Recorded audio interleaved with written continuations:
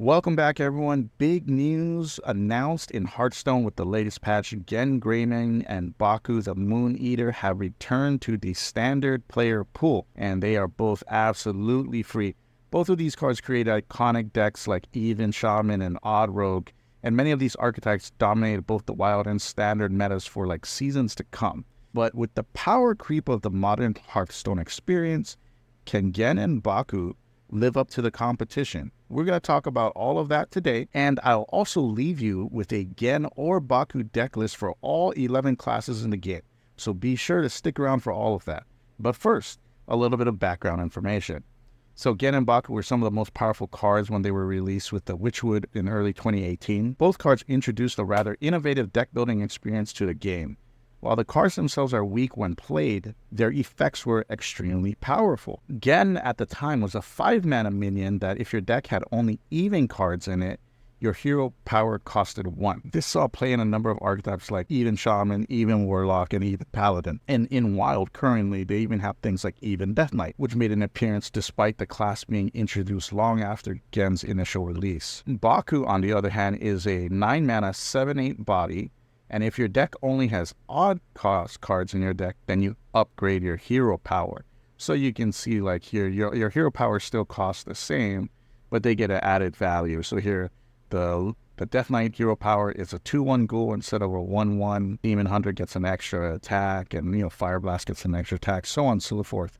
Even Silver Hand, you get 2 1/1s instead of a 1. Baku saw a lot of play in Paladin and Odd Rogue in specific dominated the wild meta for a long time. So with all that history, with the current power creep of the cards today, are Baku and Genn strong enough to make an impact on the meta? When Baku and Genn were released, early activation of the hero power felt very valuable and useful relative to the power of the turn. For instance, you were okay just putting up a random totem on turn 1 as an Even Shaman. Conversely, you were also okay equipping a powered up dagger on turn 2 as Odd Rogue. However, the game in 2024 is much quicker, and one drops like Miracle Salesman or that crazy Shaman card. Like, these cards add a lot of value, and with disuse of mana far surpasses the value of a slightly better or cheaper hero power in the early game. So in general, I don't think that these types of decks are going to make a lasting impact, but we never know.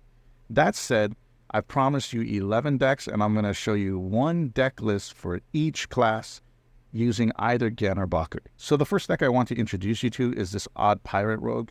In my opinion, Rogue doesn't get a lot of value out of Genn or Baku in the current modern state. Prep, Shadow Step, Sonya, and like the weapons like the water cannon, those are all even cost cards. But the excavate cards and most of the pirates are all odd costed cards. That said, I've created this mix of pirates, draw, and temple cards to help you win the early game, and hopefully you can ride that momentum to victory.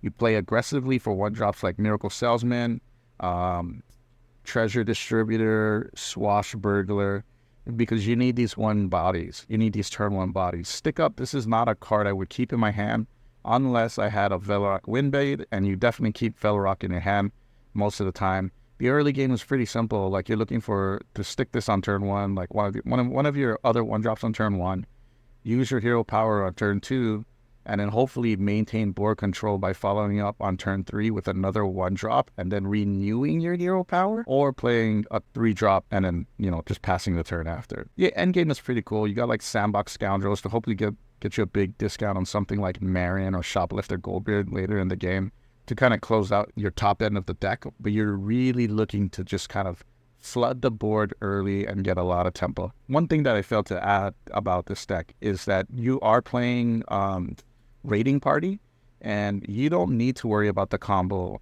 value for Raiding Party. There are no extra weapons. I tried to fit things like the shovel, the excavate shovel, or whatever, like even the record scratcher. I try to find other ways to add weapons into the deck, but it's just not worth it. Drawing 2 pirates for 3 mana is value enough, and it's what you need to do with a deck, and just to keep refilling your hands. Next up, we have Even Handlock, and Handlock has been a historic deck throughout the long, very 10 years of Hearthstone. Life Tap is probably the strongest hero power in the game, basic hero power, and being able to cast it one turn earlier or for 1 mana less is pretty powerful. Even Handlock was good before, and I think if there is any archetype that can exist in the current modern landscape, then Warlock is the deck that can utilize something like Genn or Baku the best. A cheaper hero power does lead to that. So here we have a pretty traditional Handlock list.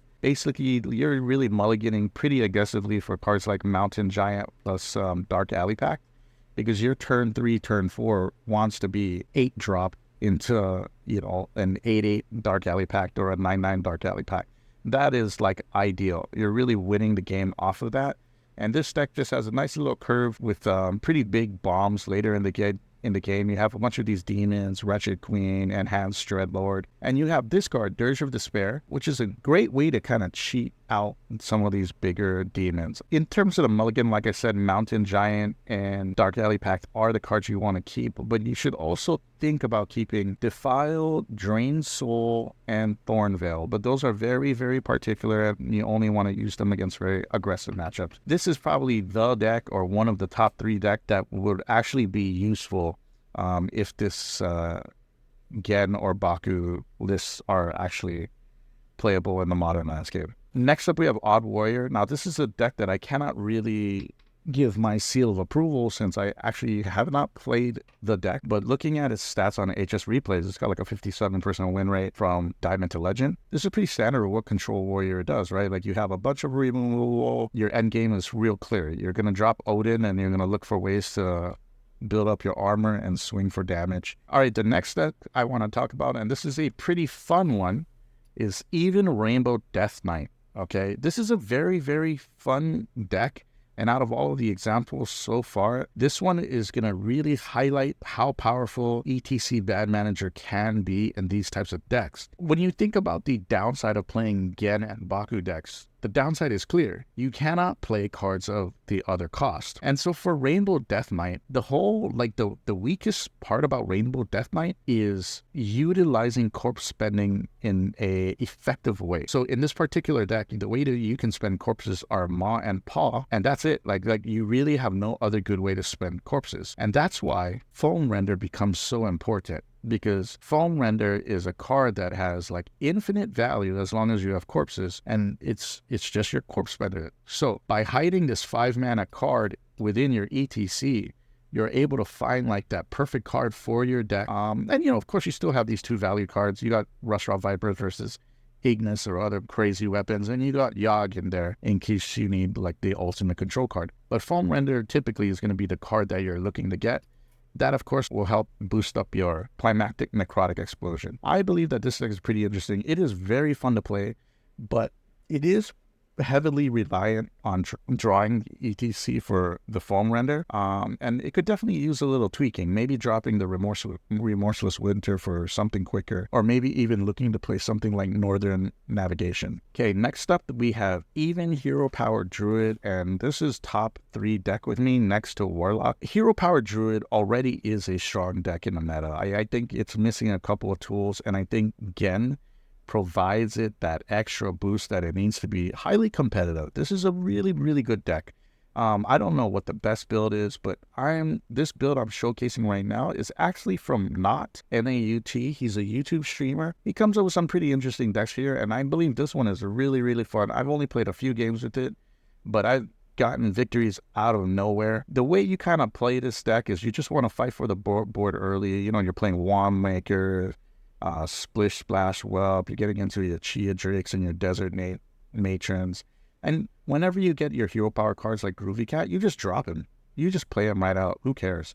The goal is later on in the game, once that hero power is like +5 or +7 or whatever it may be, you want to use cards like Sing Along Buddy to like double the damage there, or even Ignis, so you can get like Wind Fury, like a cheap Wind Fury, and you can swing for damage. And it's cool. Like his ETC is really, really interesting. You got Swipe for board clears, Yogg for the ultimate control card, and then you have Joymancer Geppetto, which will get you back like nearly all the good hero power activators in your deck. So very, very cool deck. I've as you can see from the B-roll game, very, very powerful deck where you can win games just out of nowhere. Next up, we have Odd Dragon Priest. And I'm going to be honest here. Priest is the class that does not need either Genn or Baku. It doesn't benefit enough from Genn or Baku. Like, the true value of heal is something that is a really, really late game effect. So it's really hard to measure those early in the game. And the metas are too fast to not be proactive in the early parts of the game. That said, I still have created this Dragon Priest list here, and I would be the first to say this is pretty jank because you got Zarimi and you only have 8 other dragons in here. So this is going to be a little difficult to reach. I think if you were really on the dragon package, you'd probably have to add 2 razor scales. So you're looking at 10 dragons, maybe 11 dragons. Zarimi isn't the only win condition here. You got Amonthul, you got Marin, which has turned out to be a really, really good card. So yeah, the deck has playing potential, but as far as classes, this would not be a class where I would really be like, yeah, let's play Genn or Baku here. Okay, with regards to Mage, I'm just going to get the elephant out of the room right now and tell you that obviously you can't play minionless Mage because both Baku and Genn are minions. What I've made here is a elemental odd Mage. So you have a bunch of 1-drop elementals here, right? So you got 12 cards. And these are all great keeps: Synthesize, Miracle Salesman, and all your 1-drop elementals. And the goal is to use that hero power, that upgraded hero power, to buy you time so you can drop bigger 3-drops. Because this is where the value really comes in. Cards like Dark Moon Magician can get really crazy if you're able to stick it. And you have cards like Sweet and Snow Flurry and your cheaper Flame Geyser to give it fodder for Dark Moon Magician later on the turn. That said, this deck could still use some refinement. There are things I'm looking at changing in here, but it is pretty decent and it's okay. But it wouldn't be one of the stronger Baku or Genn decks that I would suggest. And you do have Therazane in here, which is pretty strong. Therazane really boosts the win rate up of a deck like this. And you have the ultimate endgame card in Yogg-Saron, which just flat out wins your games. So next up, we have another Baku deck, and this is Reno Paladin, one of 2 Reno decks that I'm going to show you. I didn't have a lot of success playing this, to be honest. However, on HS Replay, this deck boasts a 54% win rate, which is pretty good, and any Reno list that can utilize its class Reno card is going to be decent.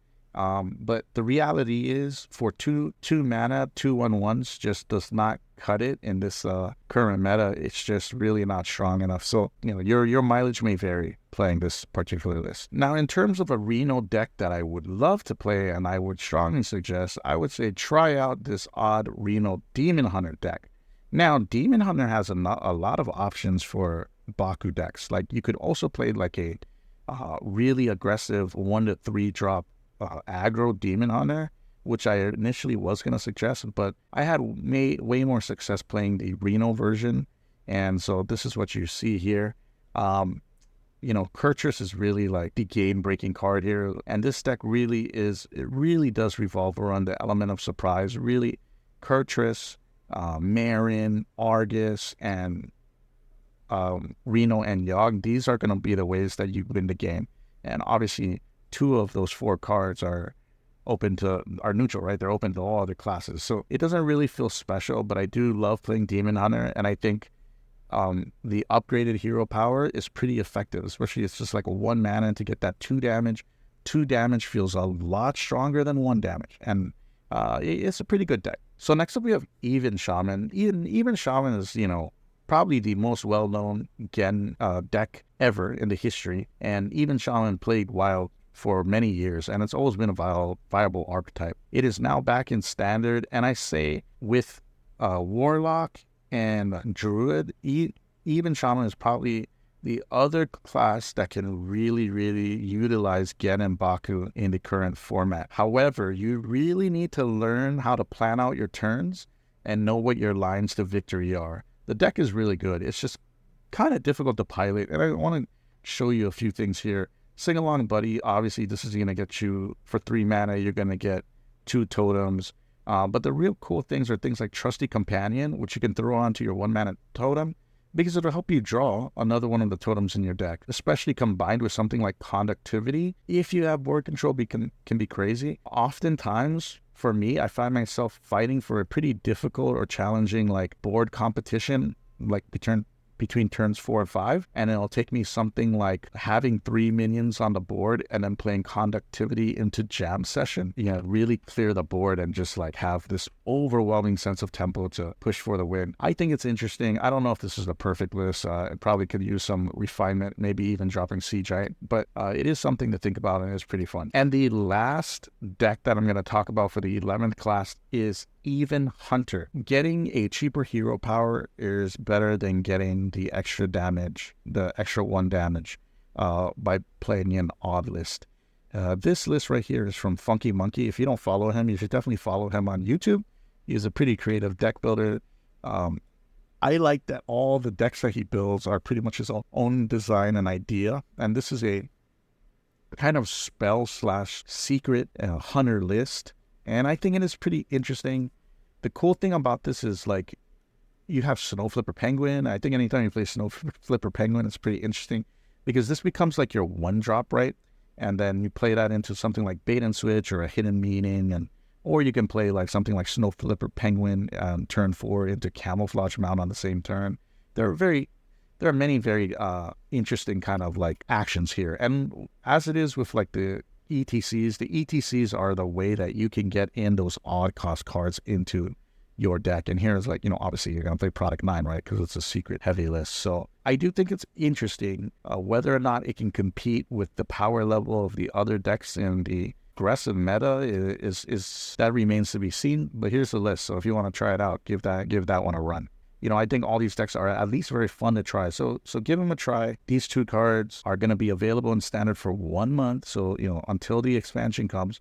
So do give them a try. I don't know whether or not these cards are going to create archetypes that are strong enough to be viable in this 1 month span. What do you think? Are you excited to try out Genn and Baku decks in the current meta? If so, let me know what kind of ideas you guys are thinking. I'm always interested in playing new ideas. I think from now until the expansion, I'll probably try to find my footing with, a Genn or Baku deck. Don't forget to like the video and subscribe for more Hearthstone content.